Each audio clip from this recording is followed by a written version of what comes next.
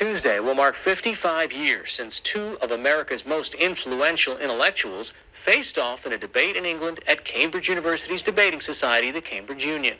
It was a debate about race, one that still fascinates and resonates today and is the subject of a new book. NewsHour Weekend Zachary Green has our story. The trouble in America where the Negro community is concerned is a very complicated one.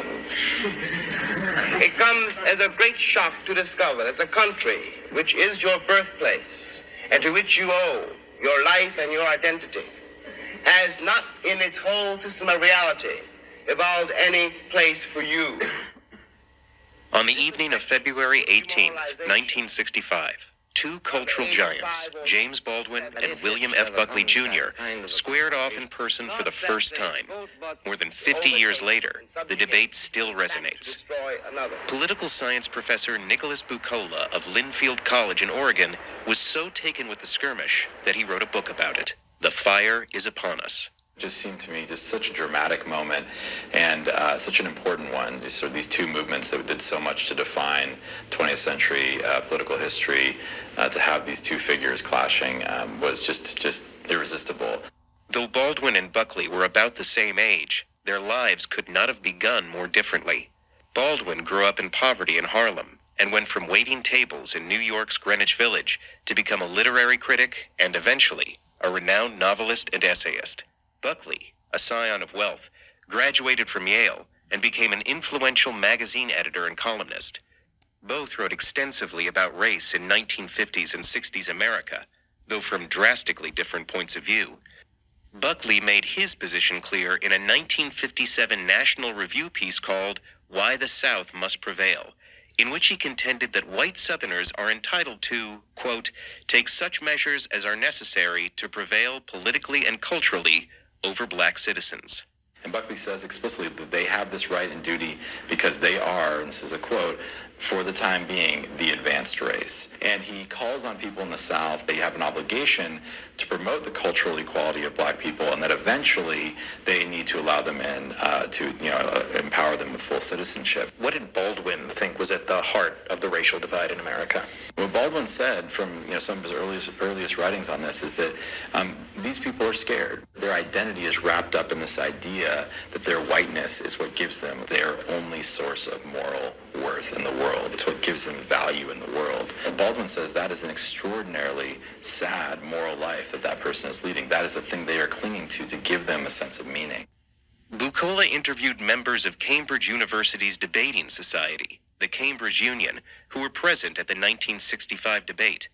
They said the union agreed to let Baldwin appear as part of a publicity tour for one of his books, as long as another guest challenged him on one of the themes of his writings.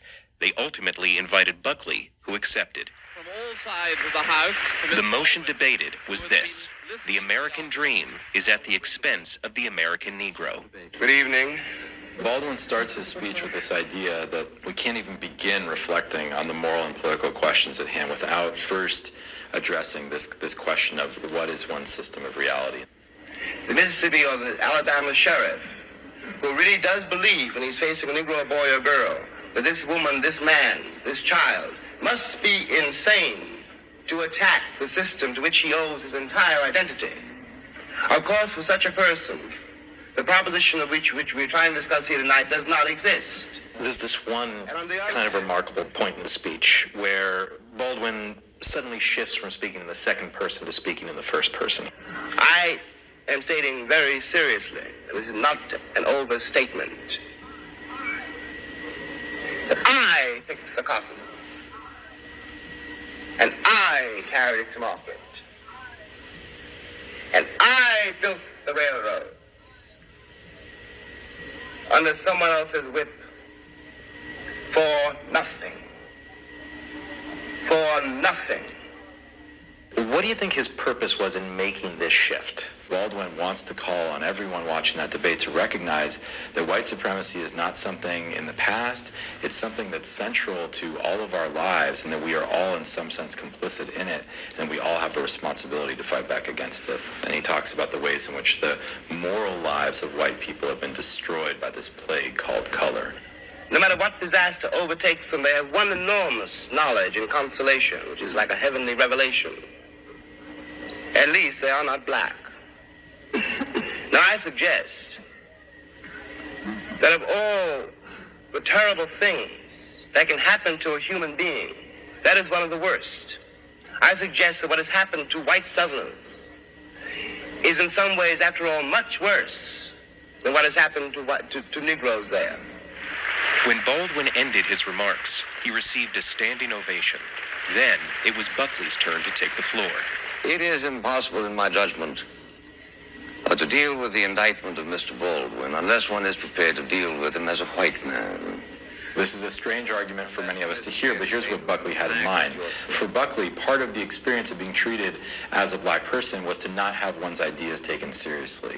And so Buckley's argument was that I will treat Baldwin as a white man, that for Buckley that meant I will take his ideas seriously, and I will call him out for the ideas that I think are dangerous. Buckley went on to describe what he saw as the causes of racial inequality in America. One is the dreadful efforts to perpetuate discrimination by many individual American citizens as a result of their lack of that final and ultimate concern which some people are truly trying to agitate the other, is as a result of the failure of the Negro community itself to make certain exertions which were made by other minority groups during the American experience. Buckley is very careful to say there are individual white people, so it's not a collective problem.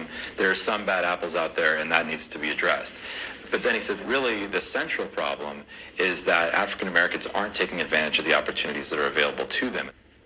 At the time of the debate in early 1965, the Voting Rights Act had not yet passed, and black people in the South still faced enormous barriers at the ballot box. At one point during Buckley's remarks, an American audience member interjected. One thing you might do, Mr. Buckley, is let them vote in Mississippi. I agree. I think actually what is wrong in Mississippi, sir, is not that not enough Negroes are voting, but that too many white people are voting. The audience laughs, but Buckley is deadly serious about this. He's still supporting disenfranchisement of black people, but he's saying I'll also disenfranchise some white people and leave only a white elite to control the situation in the South. And he's using things like this idea of colorblind constitutionalism as a way to kind of hollow out the accomplishments of the civil rights movement. At the end of the debate, a vote was taken to determine the winner.